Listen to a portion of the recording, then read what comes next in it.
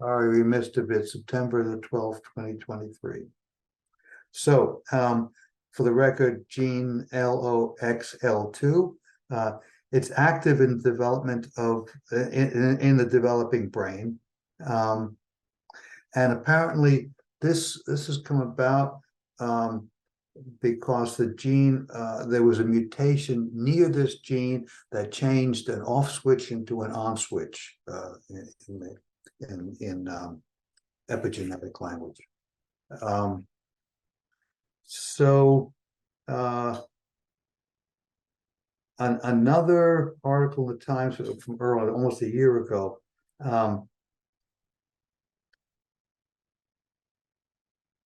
now the hold up, let me translate my scroll here.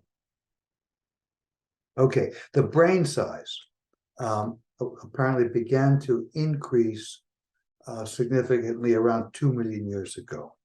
Homo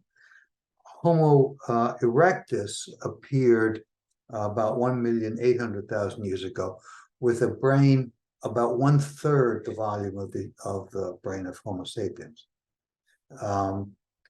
It's not clear when the current brain size actually appeared, but we do know that Homo sapiens was authorized, according to the tablets, 300,000 years ago.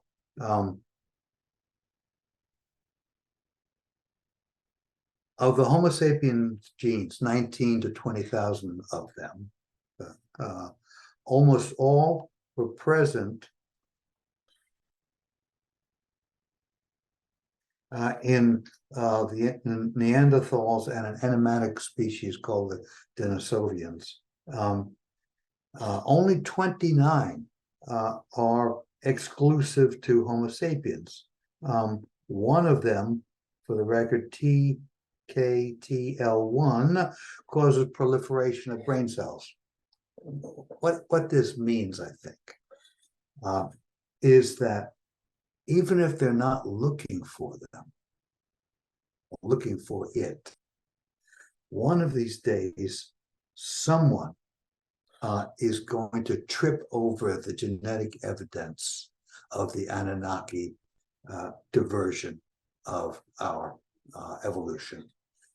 It's just something is like, wait a minute, what's this? Is going to happen, you know, without meaning to. They're getting closer. So, fingers crossed. All right, last relatively small item I want to mention. It just tickled me, partly because I got hooked into a series which actually depends a great deal on our what like to be a major subject tonight, lying and deception, because the series is just built on that happening all the time, and it's in a world of lawyers, of course, you know, called Suits, you know, and because it has Meghan Markle in it. So remember, you may recall from the little portion talking about this in Evolution Diverted, that the Downton Abbey was a series that had worldwide popularity. It's extraordinary. So much so that the actor who was playing the butler, anybody remember his name? The butler's name, Mr. Somebody.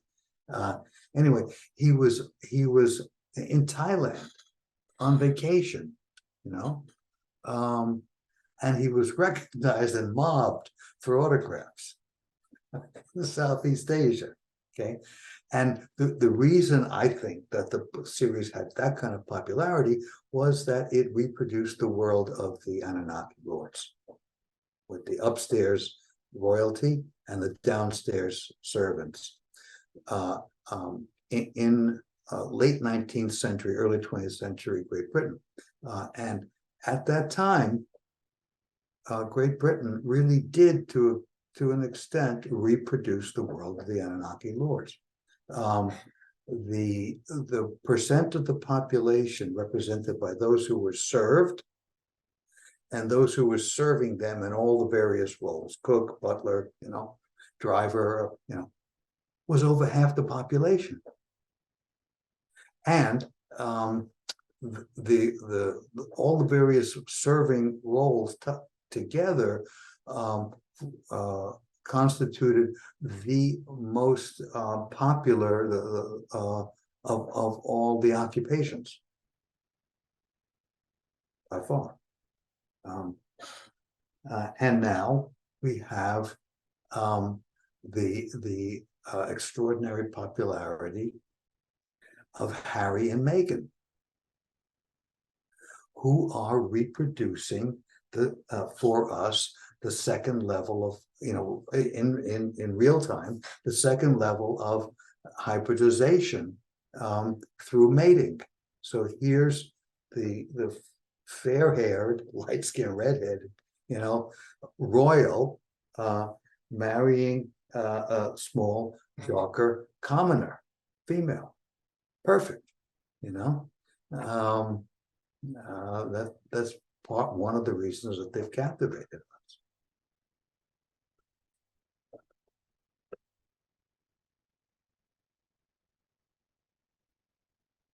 I'll pause for a minute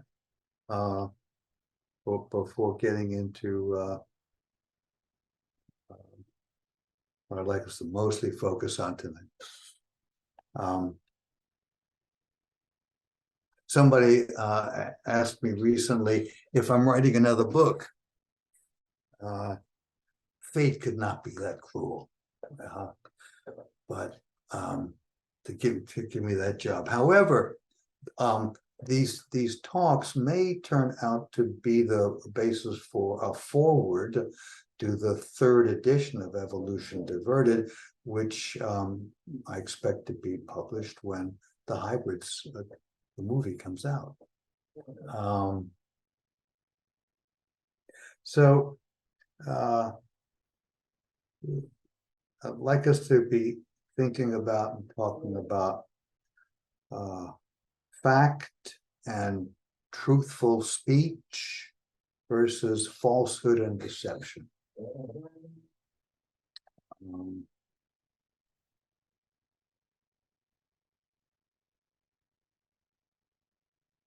We're witnessing the power that's possible to come with deception and inducing belief.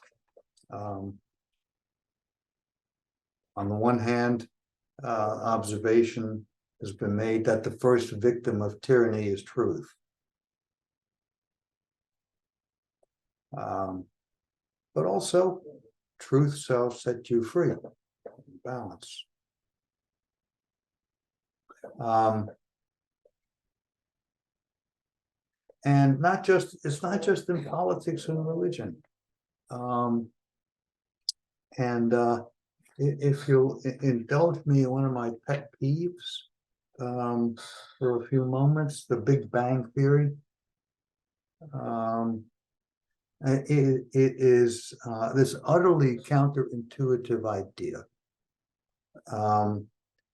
about it's almost universally accepted as fact amongst the relevant scientific communities. And it's based on a misrepresentation of the results of the Michelson and Morley experiments with light around the turn of the 20th century. The misrepresentation, not by Michelson and Morley, because they, not by them, but by the mechanistic astronomers and physicists who needed to disprove the existence of the ether. One of the physical manifestations of the divine field.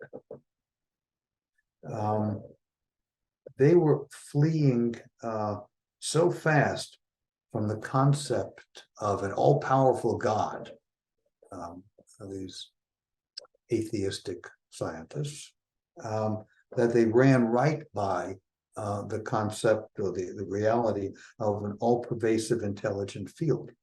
To them, there was no pneuma of the Greeks and no prana of the Hindus and no ruach of the Hebrews and no elan vital of Bergson and no ether.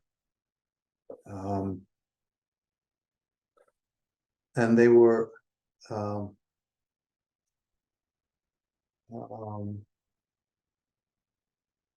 they needed to believe this, and so they convinced themselves apparently that what they needed to think was true. And these guys had found it. They were, I believe, avoiding a concept that us small mortal beings have a great deal of difficulty holding, and that is of an eternal, infinite physical universe, infinitely large and maybe infinitely small too. But in those moments of thought, in those brief moments, if you have them, where you can grasp that concept,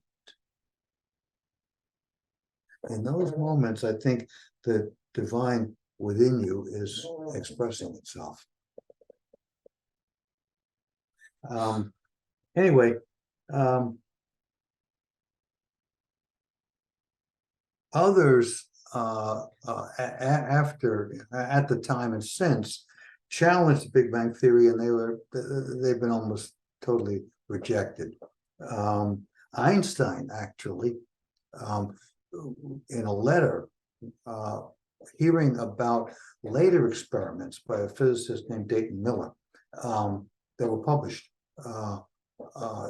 wrote that if Miller's experiments, which gave positive findings for the existence of the ether, that if they were free of error, then relativity as he had understood it collapses.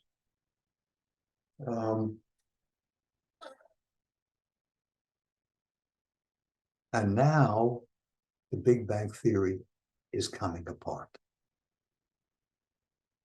Now, for a while, there's been this quandary, which once again science is saying, no, we don't have to worry about it. Someday it'll get clear, and that is the dark matter, which seemingly is holding the universe together, but we can't find it. Okay, the so-called dark matter doesn't really exist. What the evidence for it is just one of the manifestations of the field, one of the manifestations of this infinitely fine medium that actually is transmitting the light. Space is not truly empty, okay? It's filled with source, okay? But aside from that, something even more pressing. And this is thanks to the Webb telescope. According to the theory, in the outermost reaches of Webb's vision, we're looking at the parts of the universe that were born in the very first milliseconds, nanoseconds of the creative explosion. Way out there. That's how young they are. Or how old they are, but they were there at the first milliseconds, okay. And what Webb has found is that out there, way out there are galaxies, spiral galaxies, which are structures that take billions of years to develop. So a total contradiction, in something which represents the first fractions of smallest fractions of a second of the existence of the universe. There are things which took billions of years to form. something's really wrong. In other words, truth is winning.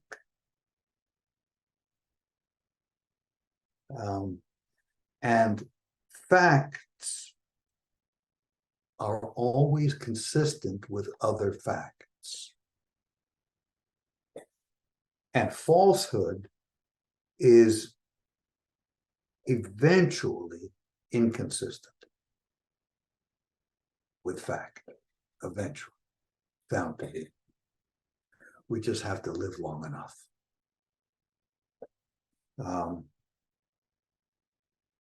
So that's why saving the environment on Earth is important, because civilization needs to survive long enough, for the self-deception to fall away.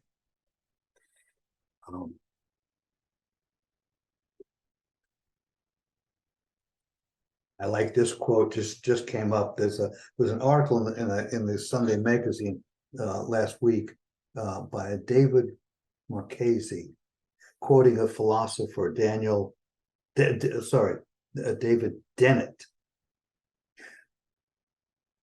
There's no polite way of asking people to consider whether they've devoted their life to an illusion, but sometimes you have to ask it.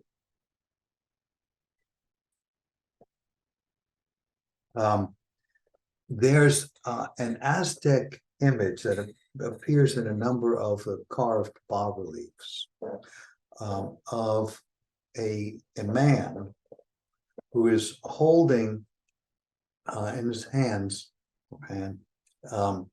a long thorny vine, and he's pulling this vine through a hole in his extended tongue. And it was originally thought that this was some bizarre self-torture, that some ritual that the Aztec priests were involved in.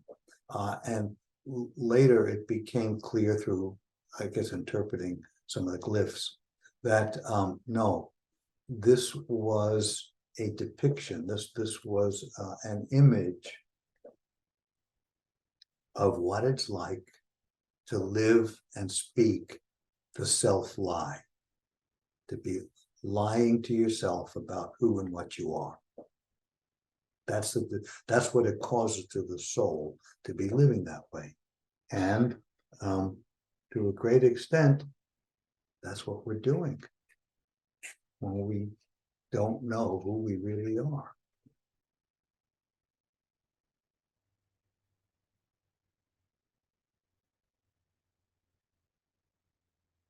So long, Joe. Thank you. Good night, all. Pick up the rest of it, and when it'll be posted on the on the website. Okay. Thank you, Mike. Andy will do that in a few days. Now, of course,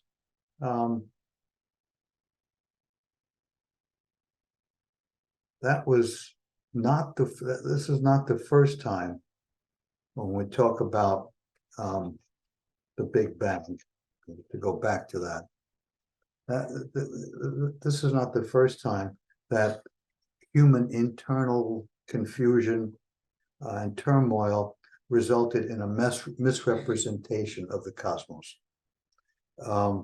So when the Anunnaki lords were fading in power and number after the devastation of most of Mesopotamia, central and southern Mesopotamia, with the nuclear fallout from the war in the Sinai.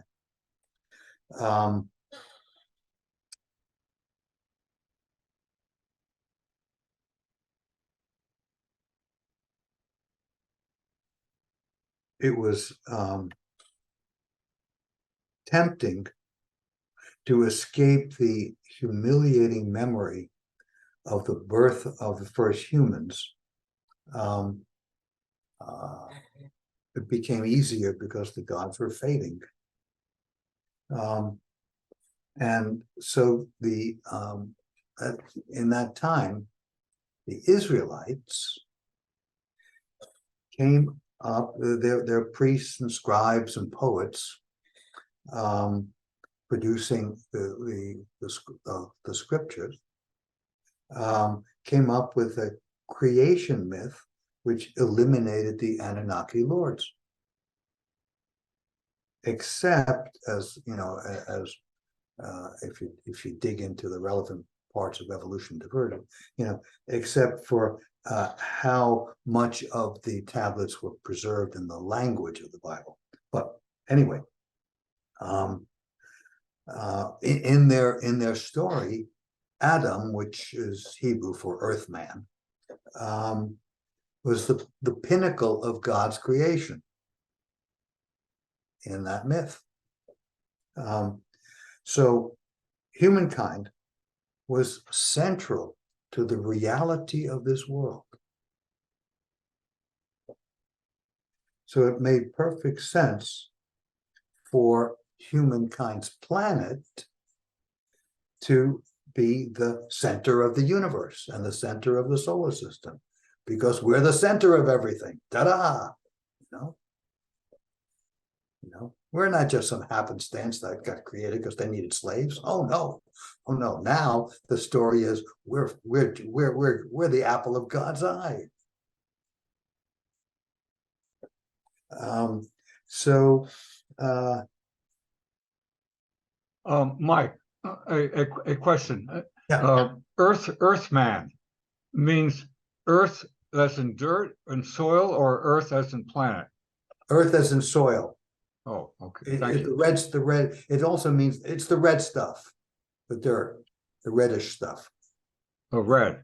Yeah, the red stuff. Okay. Red clay. Yeah.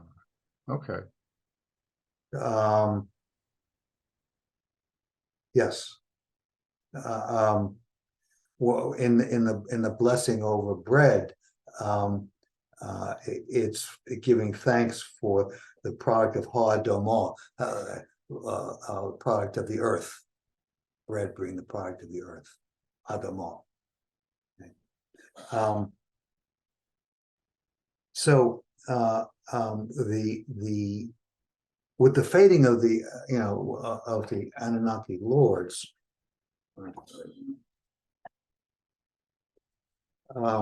the knowledge that had been given to the humans about the heliocentric solar system had faded away. And it was universally accepted in Western civilization, and vigorously defended by those who held authority in matters of spirit and natural function, that the earth was the center. It gradually came apart because of a series of discoveries, factual discoveries. Even though Galileo had been censored and Giordano Bruno was burned at the stake, for proposing something other than the church's dogma. So it's not the first time that this happened, and that eventually the false picture of the world fell apart. So we're beginning to see that happening again, I believe. It's going to be quite a crash because it's now accepted as established fact. Everybody knows it. Big Bang. That's what happened, except that it didn't.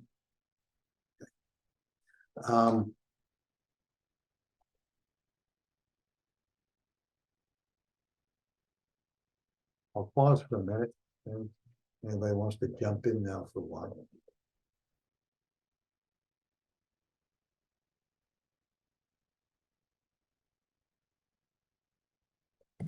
Can I be heard?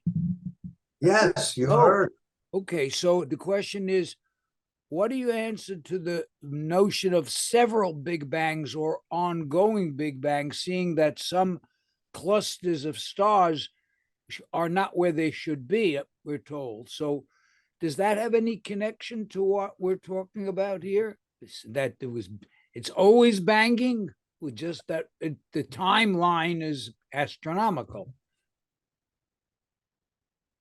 Um, I'm not familiar with that concept, but it doesn't surprise me that in order to explain some inconsistencies, I'm not sure the one you're referring to, but things not being where they ought to be. Well, I guess what I just said, one of them was that there are galaxies way out there where there shouldn't be any. And there may be others. I wouldn't be surprised if various bizarre twists and turns, and people standing on their heads, are gonna be proposed in order to keep the idea alive.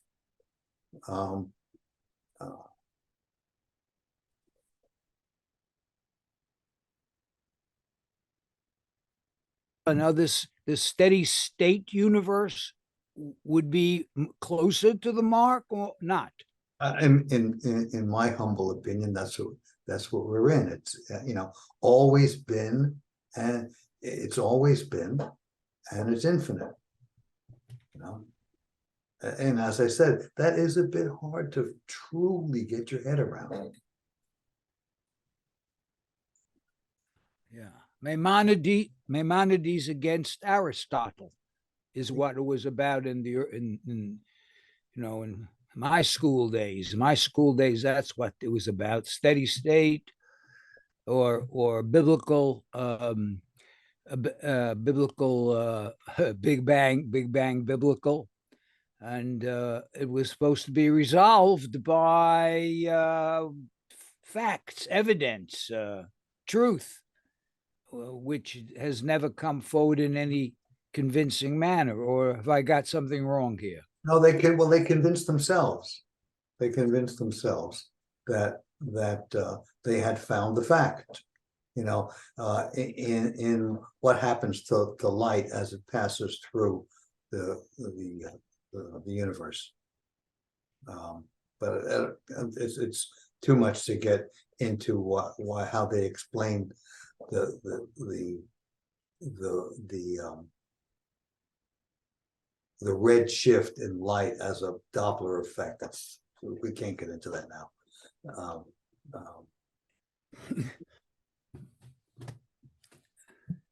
So, Mike, I would Yeah. suggest that infinite universe being hard to, understand as we accept under our understanding it's not understandable. It can exist, and we don't understand it. Infinite is almost is a way to say we don't know. I can understand that we can't understand that.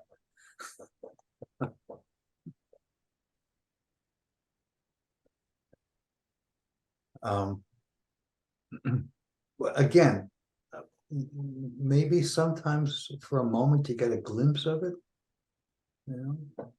Oh, there's a sense. I'm at knowing in scientific terms. Oh yes, yeah.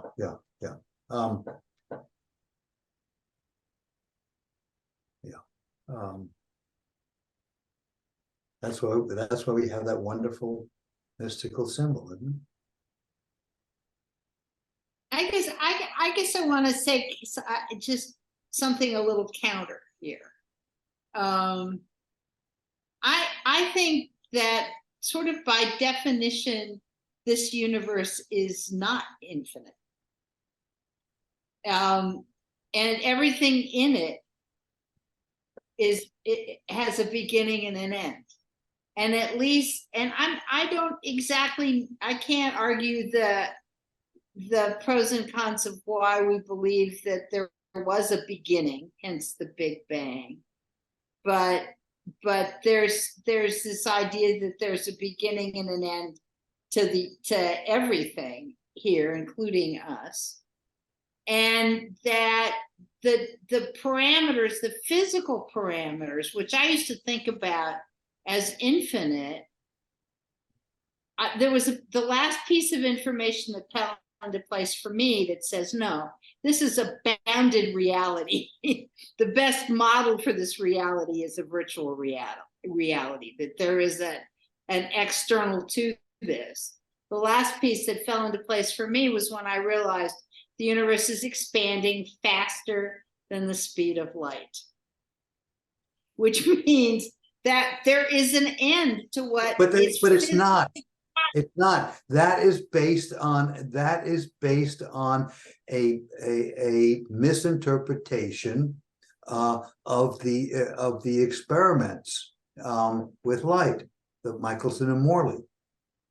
The universe is not expanding. I cannot argue your point. I have no idea what you're talking about. And also, All I can say is that the universe is scientifically, I'm told, the universe is expanding faster than the light can catch up with it. So there's always going to be a physical limit to the universe by definition. That says to me it's not infinite. Something outside of it may be, but this reality that we're dealing with is bounded. Everything's bounded. I refer you to the chapter note number 1 in the appendix to Evolution Diverted on the field, okay, in which the pulls the rug out from under the Big Bang theory in a little more detail. Okay.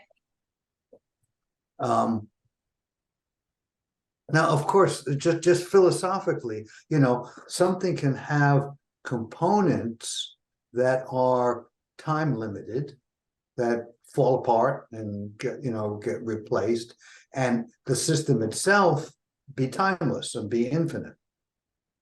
Okay, there's a joke about, hey, this is the hatchet with which George Washington chopped down that cherry tree. This is the hatchet. Of course, since then, it's had 2 new heads and 4 new handles, but it's the very same hatchet. It's like that, the parts can be replaced, and the system remains. The system doesn't have to be replaceable. Anyway, all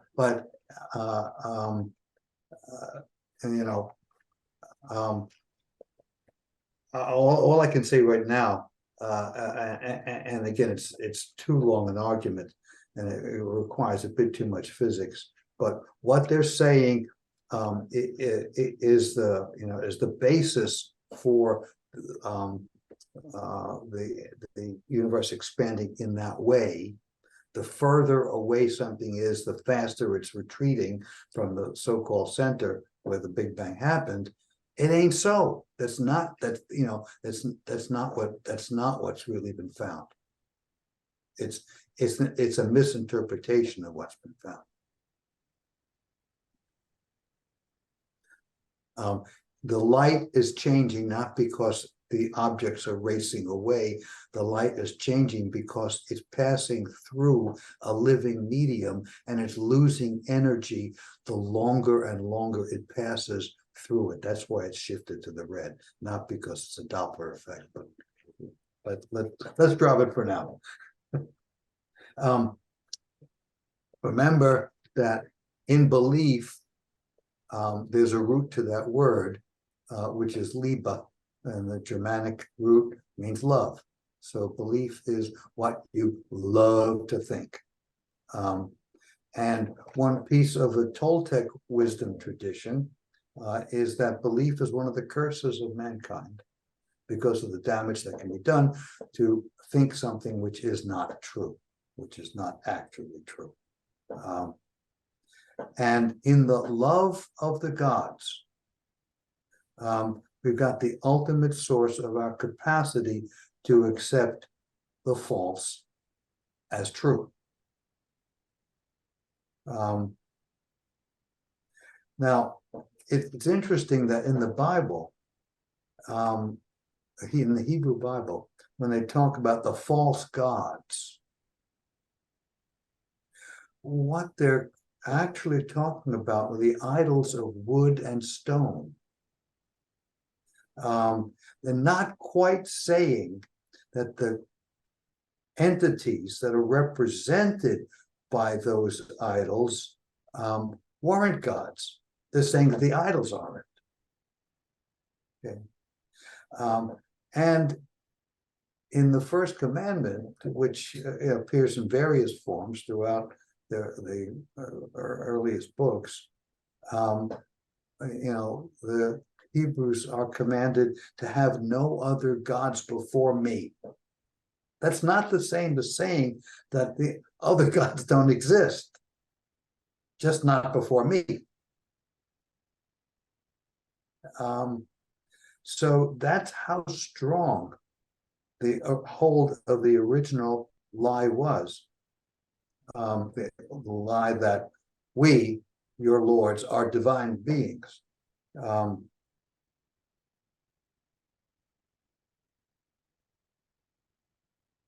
So in a sense, that mixed language of the poets and scribes was politically savvy, because the actual Israelites clearly were not giving up their attachment.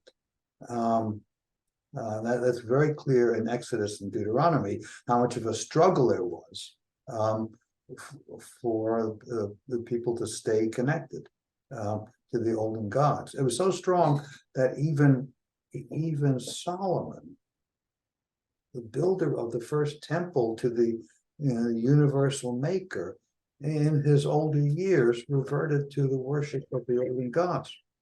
Even Solomon.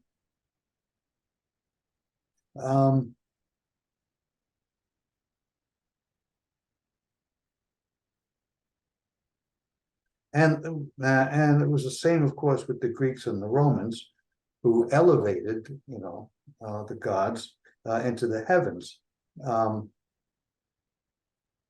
They no longer were seen, but they were able to affect events on Earth. And they persist as lesser deities to the Hindus and the Taoists, and then eventually welcomed back into Christianity in the Renaissance as the eternal forces of nature. And even peripherally, by the Muslims, the symbol of Islam, the crescent, was the symbol of the god of the moon, of Nanar, oldest son of Enlil. And the holy of holies for Islam, the black shrouded Kaaba, the cubic structure at the center of the Great Mosque, and that gets circled in the ritual of the Hajj. Before that structure was devoted to the worship of Abraham and Ishmael, it was a shrine to the olden gods, including Nana.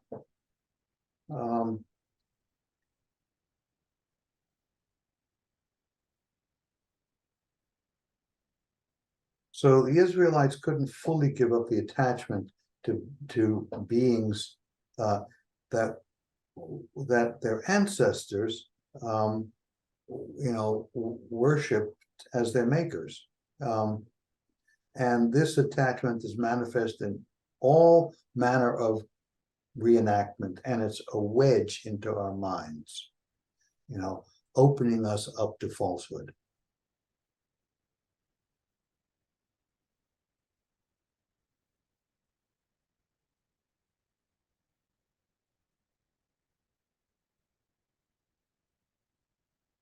And so, they were, while reaching for an infinitely powerful and knowing force, the Israelites stamped it with what they had always known, what their ancestors had always known. And so the ruler of the city, the god and his subservient king, and this was, of course, always shifted from city to city to city, through the ages of the wars of Mesopotamia. the ruler of the city became elevated to become the king of the universe. In the introductory part of every prayer of Hebrew Jewish prayer of benediction, king of the universe, Melech HaOlam.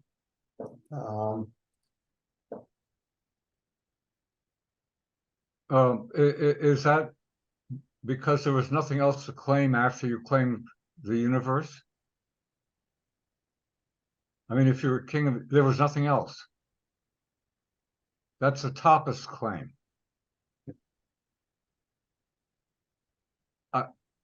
It's a it's I mean, is that the understanding?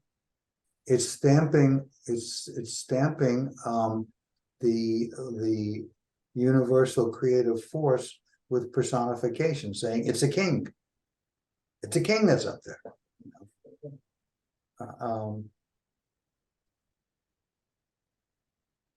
Now, widening that wedge is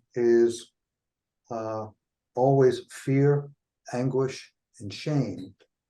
And that makes people easily captured into a cult of the God on earth, as we're seeing. So you had the defeated, demoralized Germans in the 1920s and 30s. You had the ignorant, chronically impoverished and humiliated Chinese masses, okay? Hence Hitler and Mao, and the downwardly mobile, suffering, loss of status, and self-worth of the white Americans, leading to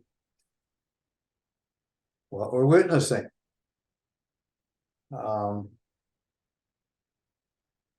We had a small-scale, very dramatic example, something that there's a book just published about this phenomenon, but it's about a woman named Naomi Wolf. It was just written by another Naomi who's ticked off because she always gets confused with this Ms. Wolf. Naomi Wolf was a gadfly on the left. But she was so much interested in being a contrarian that she was not very careful with her research and writing. And in a BBC interview, she was totally humiliated on air because the outrageous tale she was presenting about something that had happened in Victorian England was completely and utterly groundless. And in reaction to the shame and worthlessness and inadequacy that she had to feel after being, intellectually stripped naked on air, she flipped and has become a contrarian on the right, embracing all kinds of conspiracies.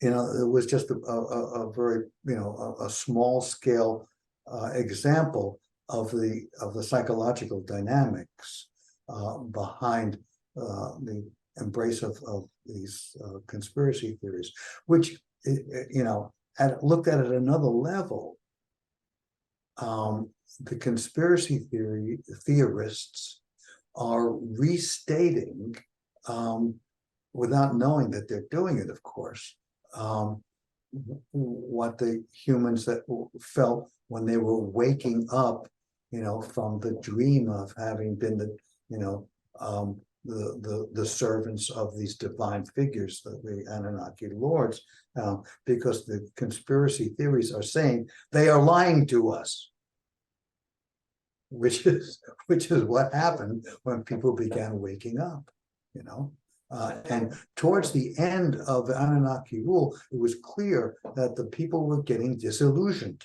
and that's why the gods, the so-called gods, were losing their power, and it was shifting over to the kings. Okay, in spite of the fact that they had the ray guns and they had the flying machines, the kings had the numbers. Okay.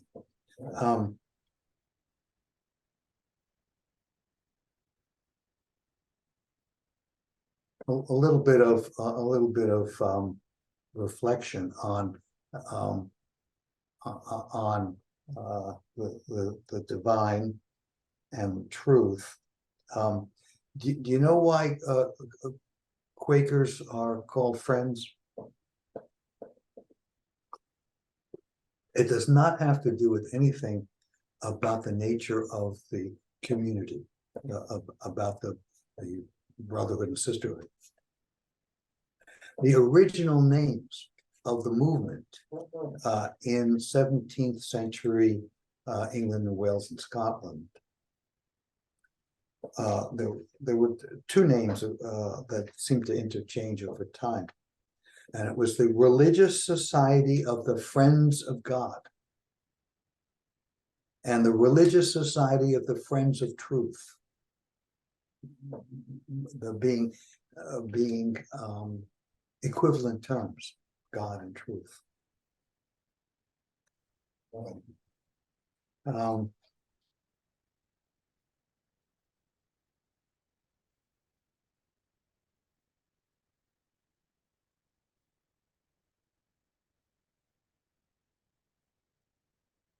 Now, those humans who are living in nature,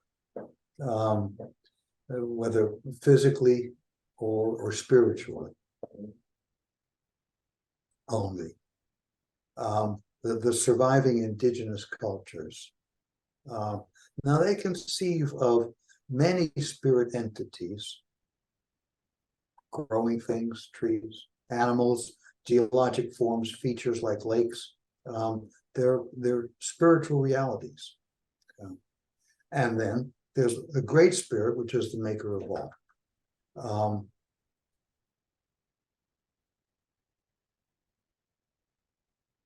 To my mind, they are manifesting their Homo erectus consciousness.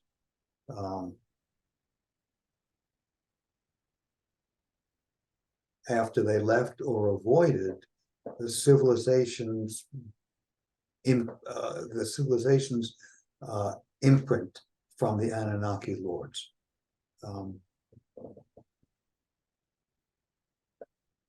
Now they personify these spirit entities to an extent in order to speak with them, because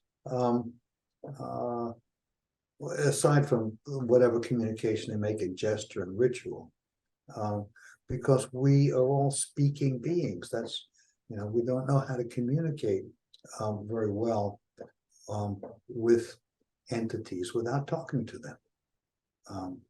But it's a light kind of personification. Because they had no way, of understanding principles of evolution or geology or astrophysics. So they have to come up with something. The mind seeks congruence, and that's the best they could come up with in the pre-scientific ideas of causation. And it's not that far from the truth, because the first principle, that immaterial intelligence pervading all existence, is the source of material processes, which are grasped at a secondary level of reality by geology, evolution, and physics. The Anunnaki seized on this innate tendency in their servants, innate in humans, to seek cognitive congruence, okay, by saying, we are the ones that deserve your reverence. Look at our power, our weapons, our flying machines, our rockets, our seemingly eternal life. Look at all of that. We are the ones, who we even reside in the heavens. When they claimed, Inanna claimed identity with the planet we know as Venus, and Enki with the planet we know as Neptune, and Ninmach with the sign of Virgo.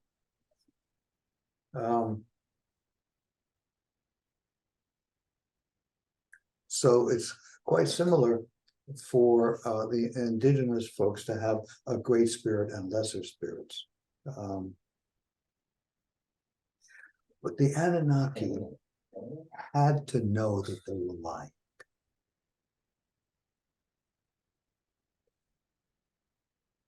They couldn't have believed their own propaganda, not fully. Because they had to know how the field conveys the interactions of the great bodies of consciousness in the solar system that's held by the planets. Otherwise, they couldn't have been astrologers, which they clearly were. And there's a hint of their knowing that there was something well above, in a sense, them. And it's only a hint, because there may be more. I wish I could read the ancient languages. If I had another lifetime, I would do what Sitchin did, and learn all those languages. But in Hebrew, there's the concept of El Elyon. El being the El, the word still living with us as in elite and elevation and elegy and similar words. It means high, the lofty ones, the high ones. So El Elyon, the highest of the high. In other words, the God of the gods. There's that concept amongst the early Israelites.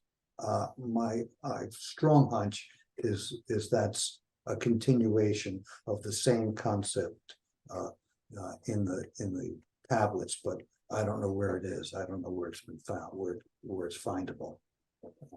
But my strong hunch is that someday it's going to show up in the translations.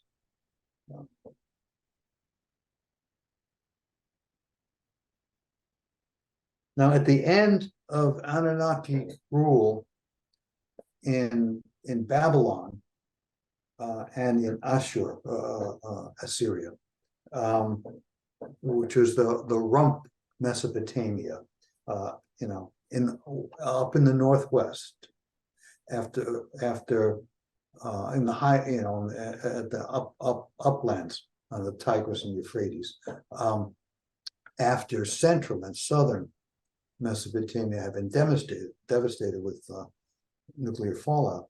But up there, they were not touched by the cloud of death. And this account, by the way, is on if you want to look it up, begins on page 135 in Evolution Diverted, the third edition. We're presented with the first liar in chief, Marduk, a troublesome figure. He was the one who was really the source of the conflict that resulted in the nuclear war. The eldest son of Enki, and he propagated the Babylonian creation epic, which is the first published lie. And in it, he, not his father Enki, crafted mankind. And he was the source of the power of all of the gods, all of their attributes. They were really Marduk's gifts to them. You just went dark again. Sort of dark. And he identified with the ruler of the heavens, with Nibiru, and accordingly gave it the planet a new name. It became Planet Marduk. So he's the model for all succeeding great liars, the god emperors, the Führers, the great leaders. And God help us, what Trump would be if he got... Mike, you sound so human.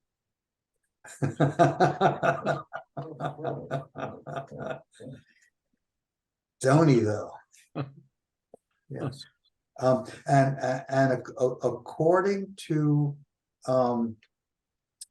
the Greeks, I don't know whether this is a passage in Herodotus or someone else, but he, like humans, he died and got buried in the great ziggurat of Babylon. So don't know if his bones could possibly have survived if somebody ever excavates and probes that the remains of that ziggurat.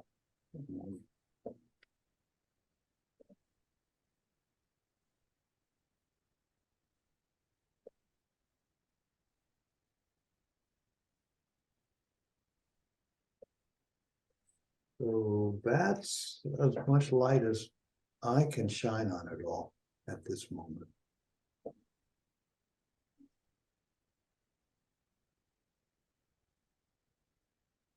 So, Mike, I have a kind of a general question, and this may be one you've answered many times before, and I still haven't been able to get the pieces together. I'm getting better at it, but when we first met, and I think one of the things I gave you as a quote for the book was that my impression of ancient history is that it never made the slightest bit of sense. That we went from living in caves to there suddenly being civilization and this long list of things that went with it without any real precursor. Right. No precursor. And that is the way history is taught today, correct? All right.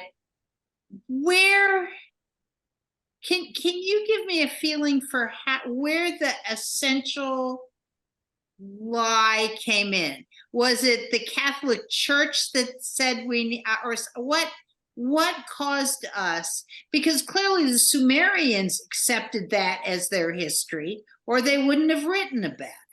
So Right. sometime between then and the 1st century AD, somewhere in there, the story got erased. The truth got erased, and I'm still really kind of unclear about why and how and why of that piece of it. Could you enlighten me on that? As far as I know, there was a gradual fading of the ancient knowledge. Okay, like the cosmology of the solar system,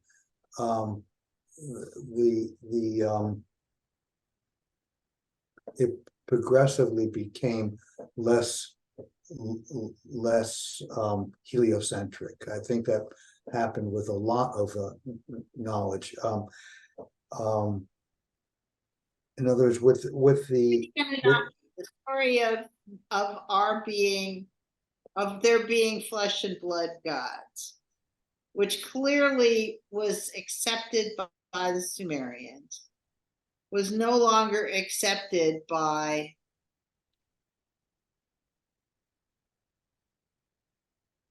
Well, because they the- weren't, they,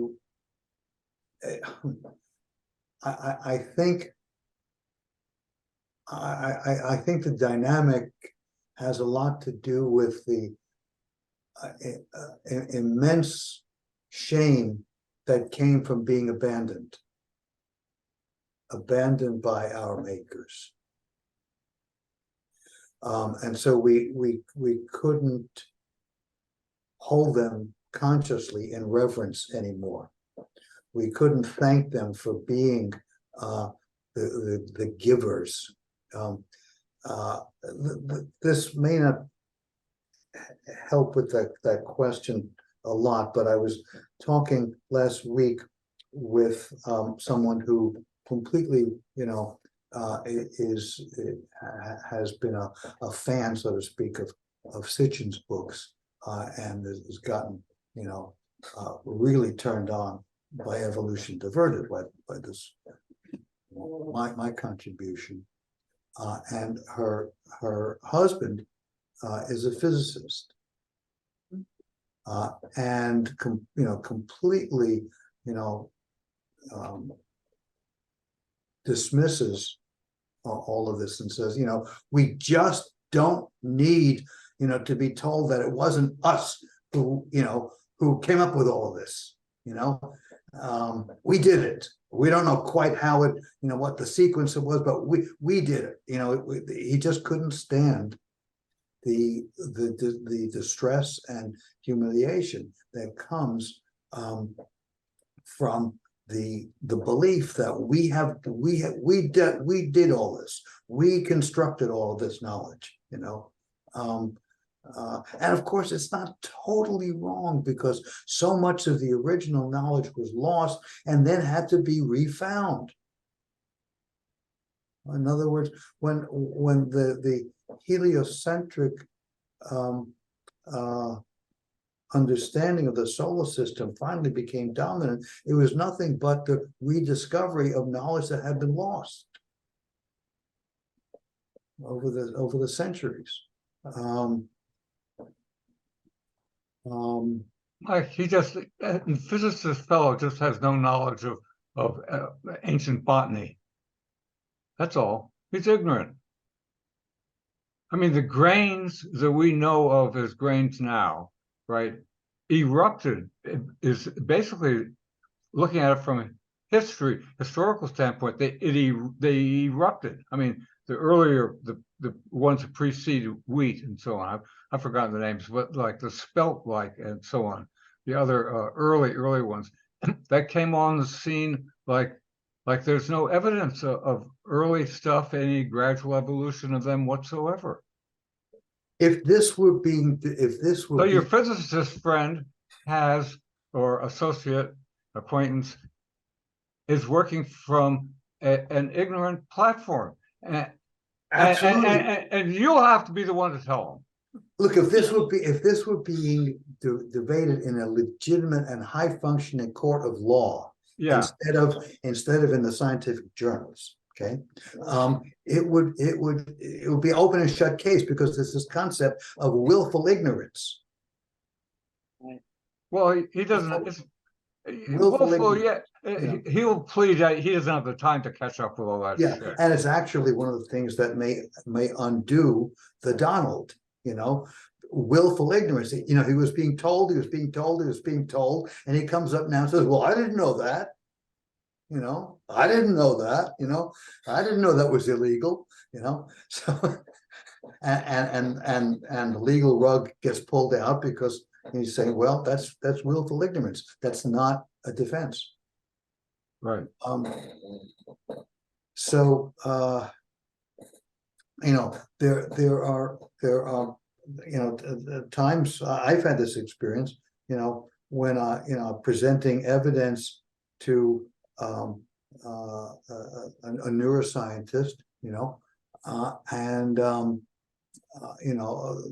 these studies, well, those weren't peer-reviewed journals. Well, actually they were, but he's insistent that those were not peer-reviewed journals, and so what I just said was nonsense, there's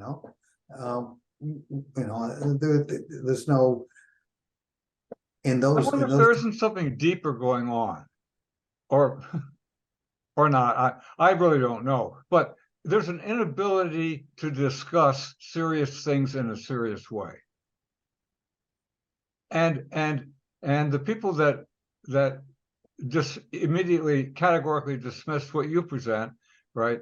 No matter how reasonably you present it, right? And that's the key, no matter how reasonably you present it, they are into the rejection. Well, like everything, there are layers and layers. There's the rejection is not totally inappropriate because these givers of truth, these givers of all this knowledge, are tainted because they were such liars about themselves. Well, in other words, these gods, had feet of clay, so. And so, Mike, Right. what caused the move toward monotheism then? Does that fit in? Well,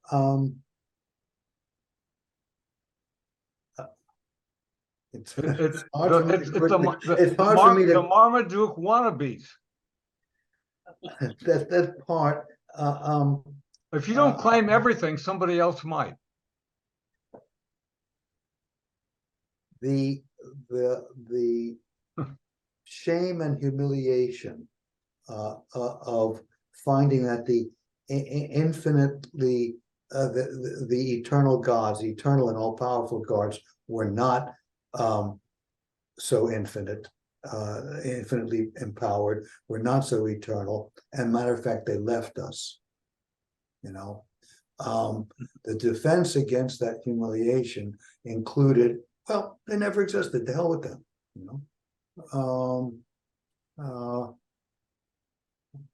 We got something, we have a better idea,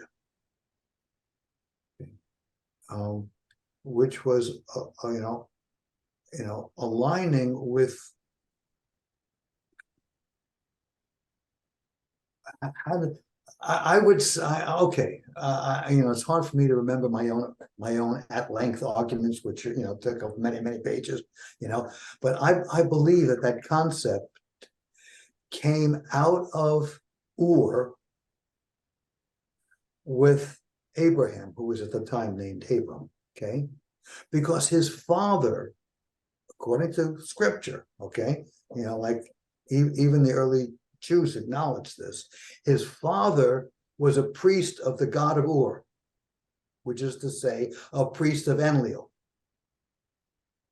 So he could not have been without the knowledge that I say they had of the higher, all-pervasive power, force. He knew that, okay,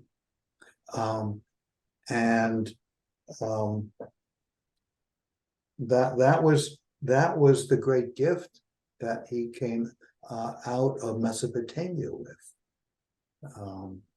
That the writers of the scripture had to humanize, so to speak, by having him have conversations, Abraham, have conversations with a God in human form.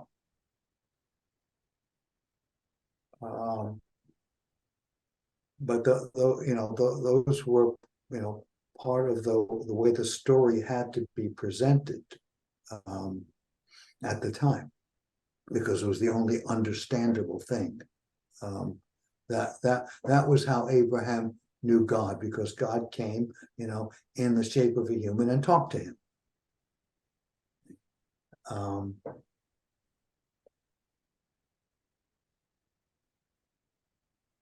And that shape of a human was an Anunnaki? No, it was a shaped like a man. Okay. There's passages in Genesis.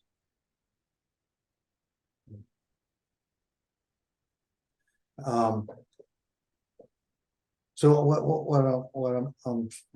I'm saying is that that what came to be called monotheism, you know, the one maker of all, was actually in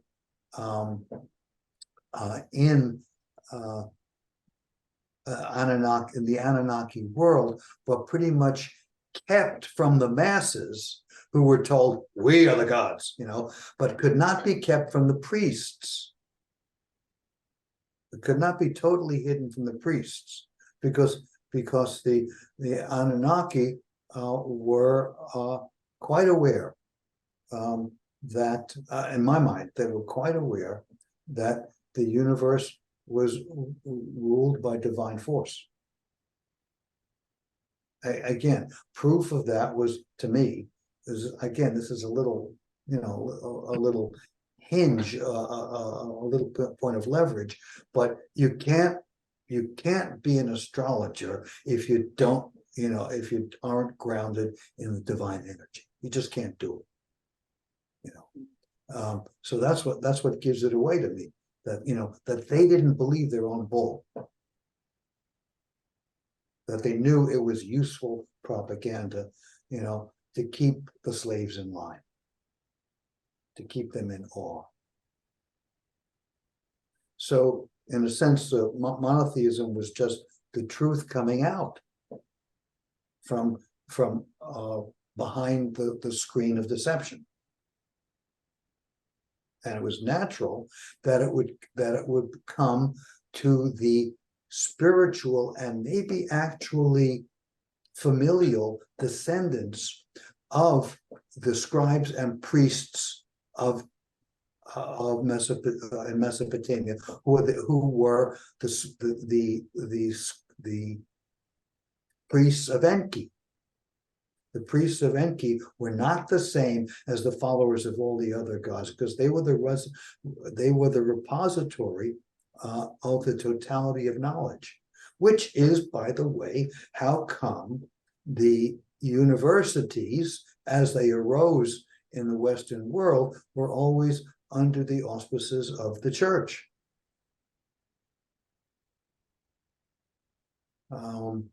So in a sense, the priests always knew it. And with the disappearance and abandonment of the god by the gods, they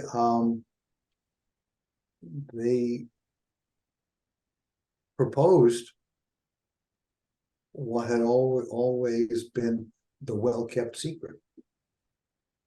That's how I put it together. Make sense? Yeah. Yeah. Yeah. So it didn't. In other words, the monotheistic worldview did not come into existence de novo. It was there at the beginning. That was, you know, what that was going on behind the curtain, you know, in Oz. That was what was going on for real. But could not be acknowledged because, you know, it would have diminished the all-powerful lords. How do you get armies to die willingly for you, you know, if you're not God?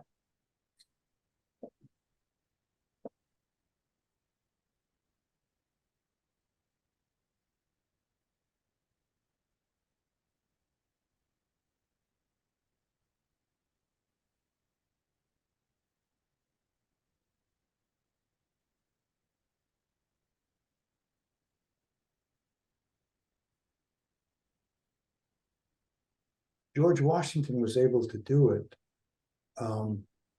because, on the one hand, he clearly was embodying democratic principle. it was not a top-down leadership that he proposed. He had very democratic councils of war with his leading generals. He clearly, was not interested in assuming personal power. They were fighting for a high principle, which was freedom. On the other hand, he looked a lot like the gods. He was a giant in his time. The most skilled equestrian in the entire army, and like the gods, he loved war. He liked the bullets whistling by his head. He would charge out when needed in front of the troops, and they had to follow him because there goes the general. So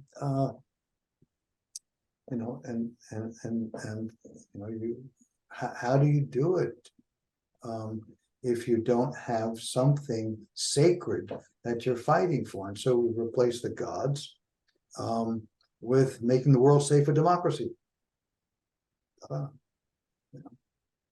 Except it ain't really so, but that's the pitch.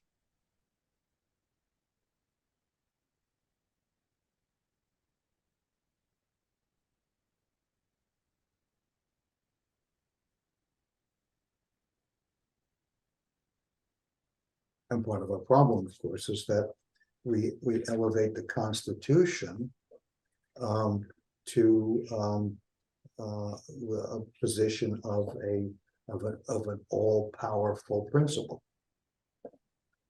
It's kind of become our civic god.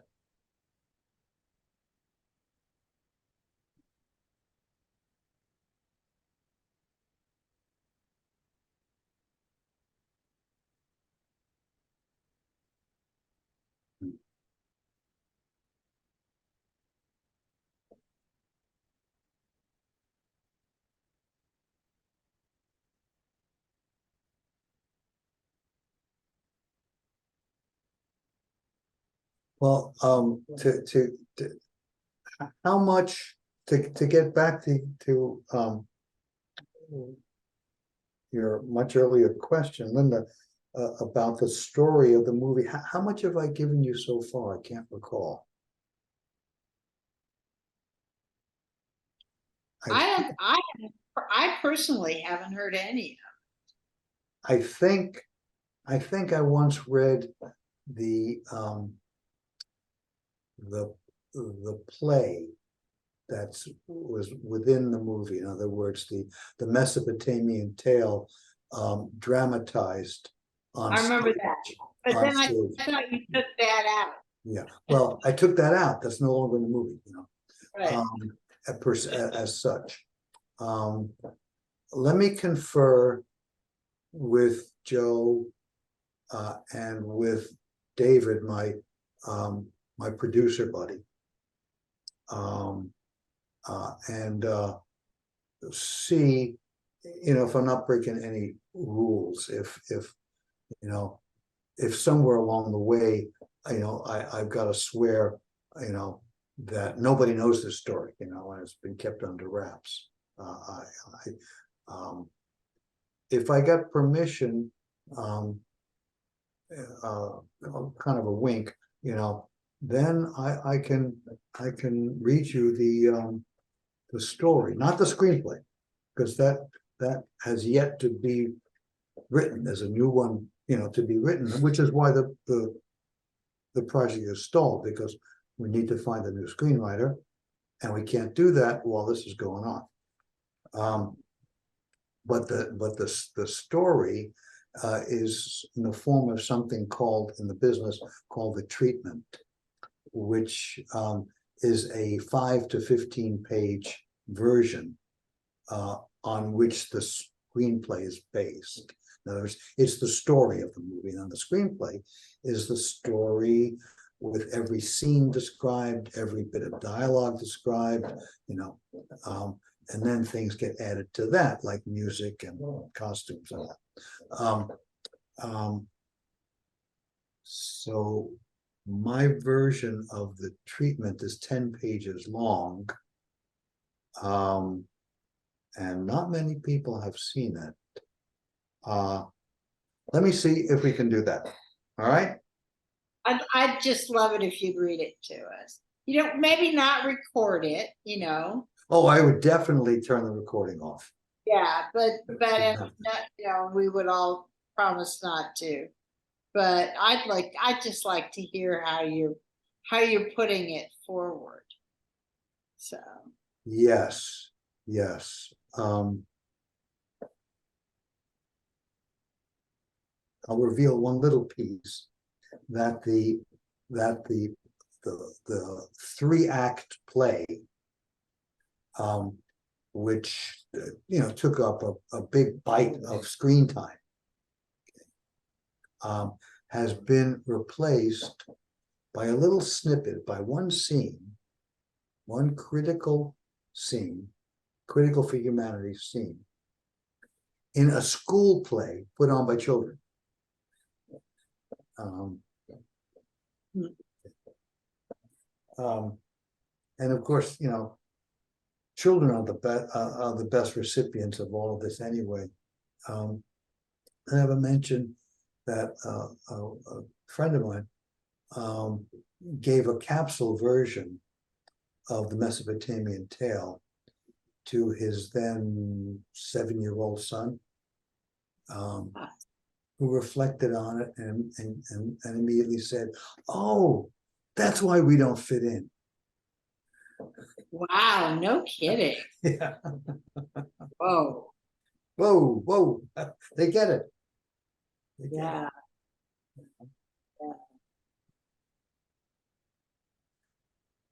Ah, okay. I think it's time for dinner here. Thank you, Mike. Thank you all. Thank You make it possible for me to get my thoughts together in this kind of way once a month, and to keep scanning for what keeps appearing in the blessed New York Times, and in other vehicles, that it just keeps wondrously appearing. Well, and it's really fascinating to me that every new thing that comes up, it's never going to prove it, but it's consistent with it. It doesn't disprove it, I guess, the way I'd put it. I haven't found anything factual and legitimate that contradicts the story in any Right. way, that suggests that it's not right. So everything is either strongly or mildly confirmatory, or just simply consonant with it, and yep, yeah, it would fit. It would fit. Yeah. Um, And I sometimes I dream about the graph that some unlucky geneticist is going to draw that shows, the rate of genetic change of our species. And it's this straight line, and then there's this blip. this big blip, right. Yeah, that doesn't belong there, and you go, oh yeah. And there was a similar blip. This is a similar blip that Sitchin, I think, was the first to point out, that appears in morphology, that the rate of morphologic change in the hominin line, is very steady. Mhm. The length of the humerus, and the slope of the forehead, and all these things, the rate of change is very, very steady. And then from Homo erectus to Homo sapiens, a very short span of time, there's an enormous acceleration of physical evolution. So much so that if the original rate had not changed, we wouldn't be here in this form for another 1.5 million years.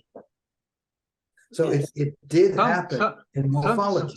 Sometimes that's been explained, I've read a long time ago, by the advent of cooking. Eating cooked because they're more digestible, and so we're gaining much more nutrient. But I don't know what the time, the time set for that would be. When did we discover fire? Interesting, I mean, well, when did we Well- discover fire? Well, cooking needed containers, except for meat.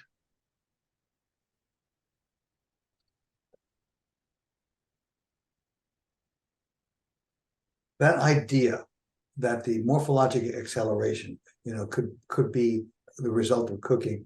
It's like the multiple Big Bangs, when there's this major inconsistency, people come up with all kinds of cockamamie ideas, which Well, really, people try to fit that's in. right.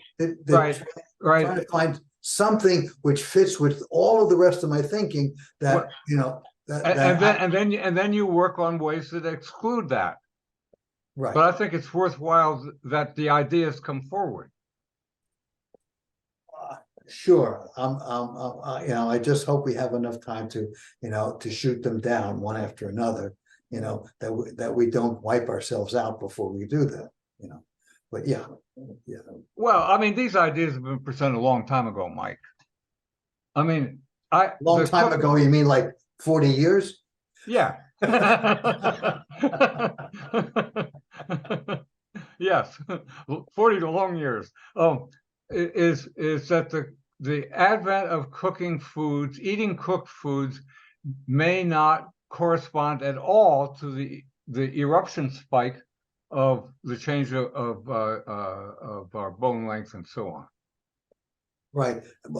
Now, of course, the handiest of all of these alternative explanations are those that can't be substantiated one way or another. In other words, if we can't find when cooking began, we can always use it as a plausible explanation.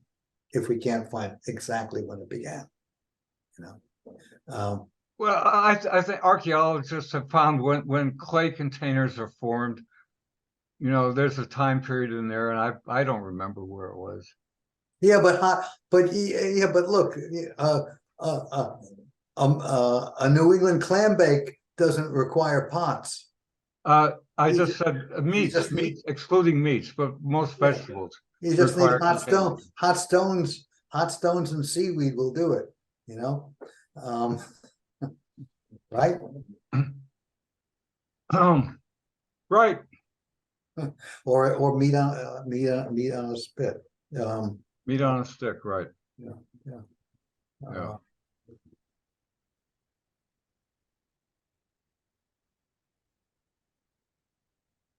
Well, no one has really explained why there's this eruption of these certain families of grains that came on in the Mesopotamian area all at once. Right. The best proposals have been some people got really good at intuitive guessing for plant breeding. I mean, their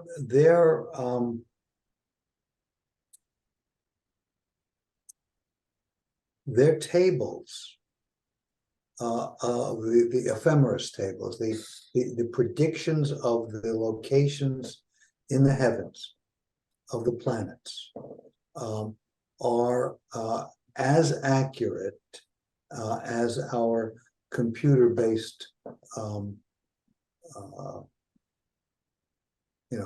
astronomical projections, as accurate. Well, what kind and of they're computers based- did they use? Yeah, and well, that's the point. They use rules that we don't understand. Yeah. To devise these tables, but Yeah. these tables were as accurate as ours. Now, how, pardon the expression, in God's name, could they have suddenly appeared? Right.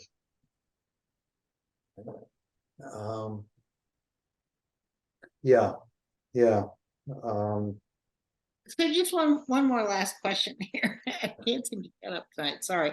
Yeah, you're reminding me of my son. You know, when there was something that had to be ended, and he would say one more. You know, and I would do the one. I would grant the one more, and he would come back one more. You know, because he would never say just one more. It was always one more. Okay, Well, so I think there's one more. another issue here. There are multiple issues that I think about, and they're really the issue of space aliens and the issue of organized civilizations in the last ice age are different. Those aren't this you could all right, and I think we've come to the point where there's some understanding that the Younger Dryas was associated with massive destruction on the planet at least once, maybe twice. And there's some appreciation. Is there not an appreciation that there was a pre-existing global civilization? Do you think that's something, if you have a conversation with somebody, an ordinary person, they would go, oh yeah, that's clear that there was pre-existing global civilization before the end of the last ice age? And you know, my addition to that almost, you know, standard piece of non-standard archaeology now, you know, the pre-existing civilizations were, you know, that they were Anunnaki colonies, you know, outside of Mesopotamia and Egypt. That's part of the story. That's this part of the story. Yeah. But can we get halfway there? Is there a general sort of agreement that there were pre-existing civilizations that were organized enough to do things like Göbekli Tepe? That activity was probably a devolution of something even higher that came before.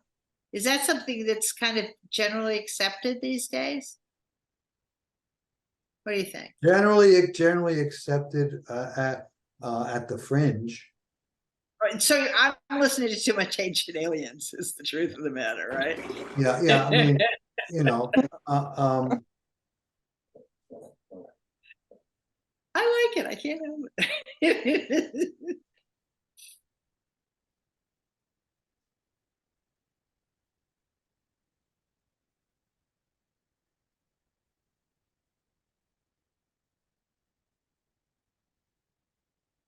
you know, the stumbling piece, of course, is to the extent to which aliens are us, you know.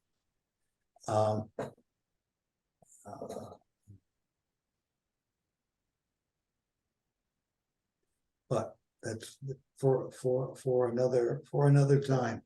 I'm afraid I'm fading out. Thank you again, Mike. Thank you. Thank you. Thank you. You know, like Thank you. like the Russians Thank do, you know, applaud the audience. Okay. See you next time.